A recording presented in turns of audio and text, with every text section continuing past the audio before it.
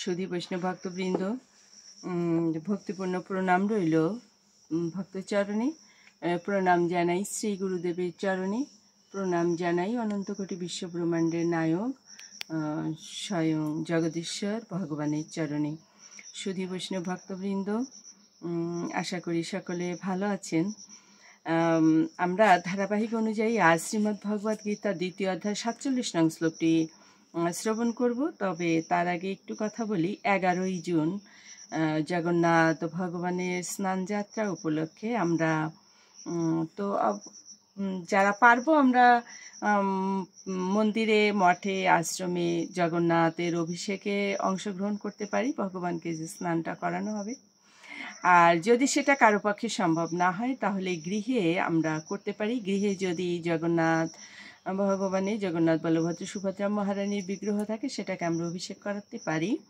আর যদি সেটা নাই থাকে তাহলে আমাদের গৃহে যে গোপাল গোবিন্দর আমরা সেবা দিই, স্বয়ং ভগবান শ্রীকৃষ্ণই তো জগন্নাথ, তো সেইভাবে আমরা গোপাল গোবিন্দকে অভিষেক করাই। যদি সেটাও জগন্নাথ দেবের অভিষেক হয়ে যাবে, তো আমরা যেন 11ই জুন এই অভিষেকটা করি বা ভগবানের সেবা পূজায় আমরা অংশগ্রহণ করি। এই বলে আমরা এবার একটু মঙ্গলাচরণ করে নিই। অজ্ঞানতিমিরান্ধস্য জ্ঞানাঞ্জন শলাকয়া চক্ষুরুন্মিলিতং যেন তস্मै শ্রী গুরুবে নমঃ। নমো বিষ্ণুপাদায় কৃষ্ণপৃষ্ঠায় ভূতলে শ্রীমতে মহানাম স্বামিনীতে নমামি হে। বাঞ্ছাকল্পতরুভ্যশ্চ কৃপা সিন্ধুভ্যেব চ পতিতানাং পাবনেভ্যো বৈষ্ণবেভ্যো নমো নমঃ। গুরু কৃপা হি কেবলম, গুরু কৃপা হি কেবলম, গুরু কৃপা হি কেবলম। ওম শ্রী পরমাত্মনে নমঃ। ওম শ্রীমদ্ ভগবতে শ্রীগীতায় নমঃ।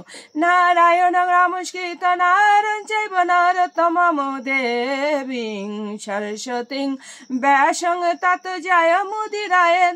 মুখং করোতি বাচালং পঙ্গুং লঙ্ঘয়তে গিরিম। यत् कृपातमहं वन्दे परमानन्दमाधवम्। ओम नमो भगवते वासुदेवाय, नमो भगवते वासुदेवाय, नमो भगवते वासुदेवाय। श्रीमद् भगवते श्रीगीताय नमो, श्रीगीताय नमो, श्रीगीताय नमो।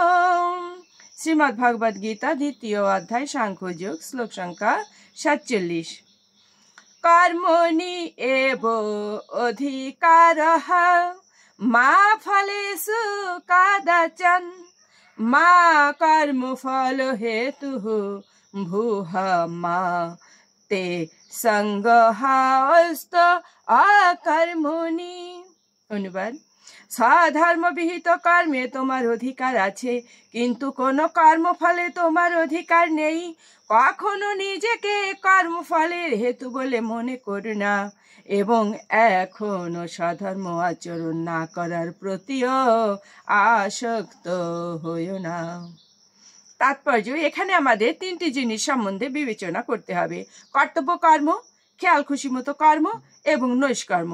কর্তব্য কর্ম হচ্ছে প্রকৃতির 3টি গুণের দ্বারা বদ্ধ অবস্থায় জাগতিক কর্ম।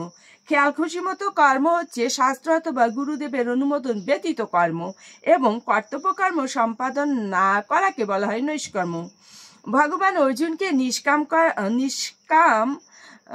নিষ্কর্মা না হতে উপদেশ দিয়েছিলেন।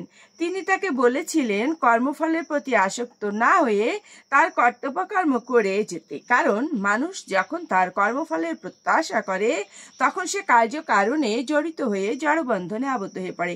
এভাবেই সে কর্মের ফলস্বরূপ সুখ অথবা দুঃখ ভোগ করে।